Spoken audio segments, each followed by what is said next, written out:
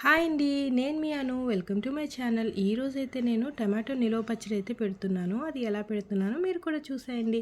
ముందుగా అయితే టమాటాలని బాగా క్లీన్ చేసుకొని తడి లేకుండా తుడుచుకొని దాన్ని ముచ్చులు తీసేసి ఒక్కొక్కటి 4 ముక్కలు వచ్చేలాగా కట్ చేసుకొని ఒక ప్లాస్టిక్ డబ్బాలో వేసుకున్నాను. వేసుకొని ఇందులో 2 స్పూన్ల పసుపు వేసి ఒక చిన్న టీ గ్లాస్తో హాఫ్ గ్లాసు కల్లుప్పు వేసి 3 రోజులు ఊరబెట్టుకున్నానండి.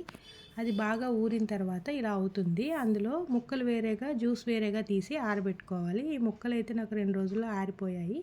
ఈ జ్యూస్ని కూడా అందులో 10 గ్రాములు చింతపండును యాడ్ చేసుకొని అది ఒక రోజంతా ఎండలో పెట్టాను. తర్వాత ఈ ముక్కల్ని తీసి మిక్సీ జార్లో వేసుకొని పౌడర్లా చేసి పక్కన పెట్టుకున్నాను. ఒక 10 వెల్లుల్లి తీసి తొక్క తీసుకొని పక్కన పెట్టుకొని ఆయిల్లోని పల్లి ఆయిల్ తీసుకున్నాను. పచ్చడిలోకి పల్లి ఆయిల్ చాలా బాగుంటుంది. ఆ ఆయిల్లోని ఈ వెల్లుల్లి రెబ్బలు, ఒక స్పూన్ ఆవాలు, ఒక 10 ఎండుమిర్చి వేసి పోపు చేసుకొని పక్కన పెట్టుకున్నాను చల్లారేదాకా. తర్వాత ఆవాలు 2 స్పూన్లు, ఒక హాఫ్ స్పూను మెంతులు 2 కలిపి పౌడర్ చేసి ఆ పౌడర్ని ఇందులో యాడ్ చేసుకున్నాను. ఒక ఫుల్ గ్లాస్తోని త్రిబుల్ మ్యాంగో కారపొడి ఉంటుంది కదండి, అది ఒక గ్లాస్ యాడ్ చేశాను. యాడ్ చేసి ముందుగా గ్రైండ్ చేసి పెట్టుకున్న టమాటా తొక్కల్ని ఇందులోకి యాడ్ చేశాను. యాడ్ చేసి బాగా కలుపుకున్నాను.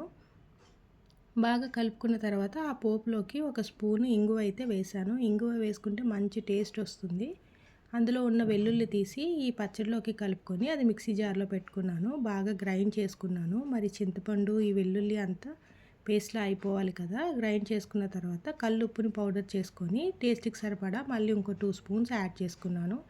యాడ్ చేసుకొని ముందుగా పోపు పెట్టుకున్నాను కదా, అది చల్లారిన తర్వాత ఆయిల్ని ఇందులో కలిపేసుకోవటమే. కలిపేసుకొని ఏదైనా జాడీలో తీసి పెట్టుకుంటే ఒక సంవత్సరం వరకు నిలువ ఉంటుంది. చాలా టేస్టీగా ఉంటుంది. నేనైతే ఆ పళ్ళెంలో కొద్దిగా రైస్ వేసుకొని తిన్నాను వేడివేడిగా. ఒక్కొక్క ముద్ద తింటుంటే అబ్బా చాలా బాగుంది. మీరు ఎప్పుడైనా పచ్చడి ఇలా చేసుకున్నారా? మీరు ఎలా చేసుకుంటారో నా కామెంట్ సెక్షన్లో కామెంట్ పెట్టండి. మీకు నా పచ్చడి నచ్చితే సబ్స్క్రైబ్ చేయండి.